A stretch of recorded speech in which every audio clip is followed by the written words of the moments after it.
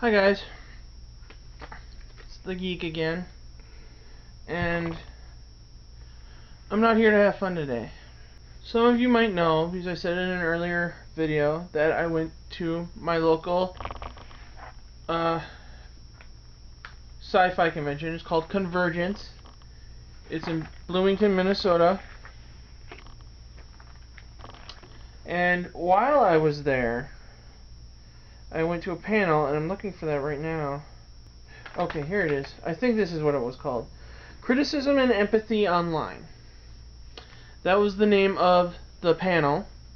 And I went there hoping to learn something about making videos. About, I don't know, maybe learning how to better perform or produce or maybe speak or something like that. It was very different than what I assumed it would be. And I feel it's something I need to address. And here's a perfect example. In an earlier video, I commented on a movie involving a female antagonist. The other one, which is a much bigger one, is they changed the main antagonist from a man to a woman. Now, I'm all for equal rights and power to the women's movement and all that, but sometimes people go too far. I mean, Silent Hill 3 had a female antagonist, awesome. I stopped playing the games after that, so I don't know after that. This just feels like they're trying to push too hard to show that women can do everything men can do. That's awesome, and they can. It just felt like they surgically removed the main character and added a woman character in his place. And I had said, while I am for feminism, I am for equal rights and all that stuff, and I think I said that, and while I said that, I also said that I still wished that the antagonist from the video game was carried over to the movie. Instead, they replaced it with a female antagonist. The antagonist in the game is a white male. And I went to this panel, and that came to mind. That moment in my videos came to mind. And here's why. This panel taught me something. Until I went to this panel, I knew racism existed to a point, but I didn't think it was as big a problem as it is today. I didn't realize sexism is still as big an issue as it is today. And this all really boils down to cyberbullying and hearing what you say to other people online. When you're online, you have this kind of mask. You can say what you want with no consequences and no worries, because nobody's going to know who you are unless you go out of your way to make it so. Nobody knows who you are, nobody has seen your face, you can say whatever you want, and sometimes that's more than that should be said. And a lot of people use the freedoms we have as a shield. Like, say for sake of argument, I made a video and somebody said, "You're stupid, your idea is stupid, everything about this is stupid." That's somebody's opinion, and I have the right to remove that comment if I wish. And somebody would come back to me saying, "How dare you remove this comment? It's free speech." Yes, it's free speech, but you're using my audience to throw out your speeches. Okay. There's a difference between freedom of speech and freedom of audience. You have the right to say whatever you want. If you don't like me and you want other people to know you don't like me, I understand that. That's fine. I have no ability to tell you not to say that. However, I do have the ability to not let you say it in my comments or my posts or things like that, because that is my audience. And by removing that comment, I am not removing your freedom of speech. I'm just removing your ability to comment it on my post.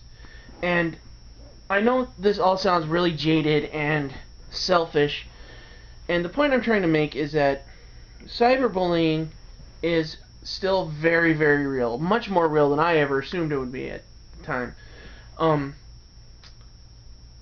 People go online and write blogs about feminism, about equal rights, about how my camera looks broken. about all sorts of manner of things. And people, in my opinion, closed-minded people, come on and saying, oh, you're this and that, and I'm not going to use the language they use, a lot of them use, but people say things feeling that they're right and the blogger is wrong, and that's the end of it. Sometimes you can say, I feel that hurt me, or can you please elaborate as to why you feel this way? There are different ways of handling this. In my opinion, the best way of handling it is with level-headedness and not angry backlash. I really wish I could put into words what I heard at this panel. It really opened my eyes, which made me feel the need to make this video.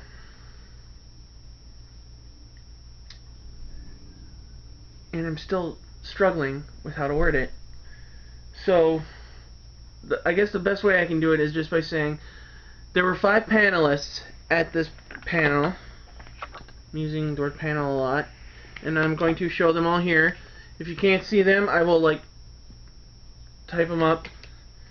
There was Wesley Chu, and I apologize if I'm saying these wrong. I'm not the best at a lot of anything. Mary Mogilevsky, I think. Ted Messier, Cameron Hurley, and Jason Thibault. And I'm going to put their information up here too, because they are much better at wording this stuff than I am. And it looks like they have a summary on what they brought up.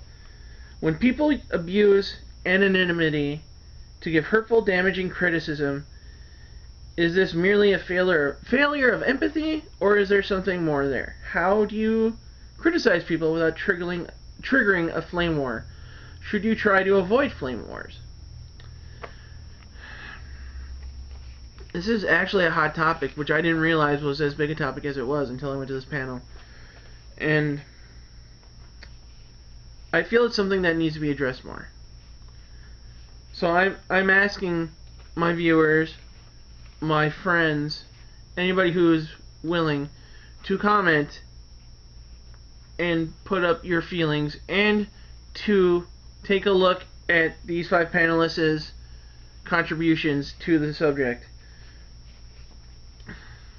I really don't know what else I can say on it other than that I feel cyberbullying, or I think the whole point was that at one point, are you saying, I don't agree with you, I feel you're wrong, and you're stupid, your thoughts are stupid, everything about this is stupid? There's a line in there, and obviously I went on both ends of the spectrum. The whole point is, there's a difference between letting out your opinion on a subject and flat out raging over it. And I'm sorry this video is so long with so many gaps, and I'm sorry that I can't visualize the words I need to use to explain this subject. And all I can really say is that I think these people can, and I really hope you take a look and see what you can find out and make your own judgment.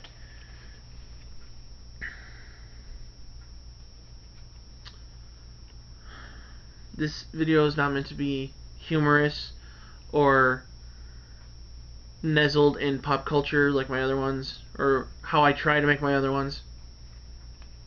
This one is very serious and very personal, because while it hasn't happened in normal venues, I have been a subject of ridicule and bully. I have personal demons that I'm not going to get into here that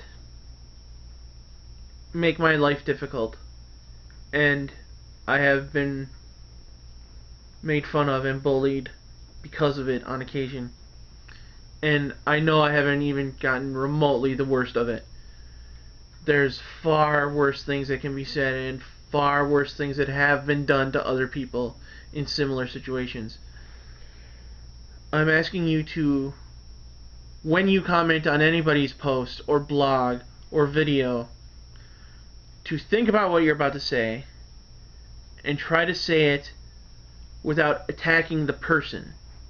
Maybe attack the subject, maybe attack what you feel is wrong, is a wrong statement, but do not attack the person for their opinion. And that's all there is to it.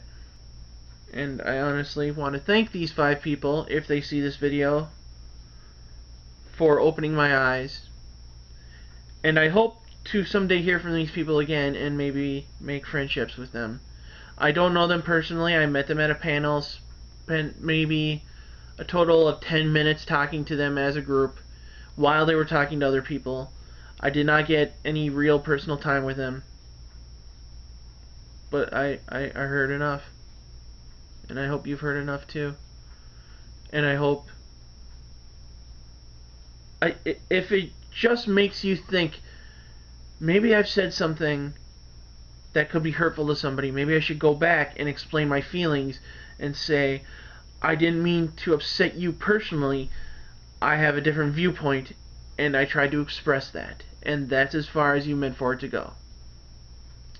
If you can be open-minded enough to say, there's a chance I'm wrong, I don't think I'm wrong, but there's a chance I am wrong and I should address it, then I feel I've done something to push people in the right direction.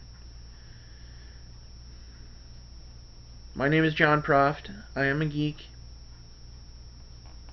I am a social misfit.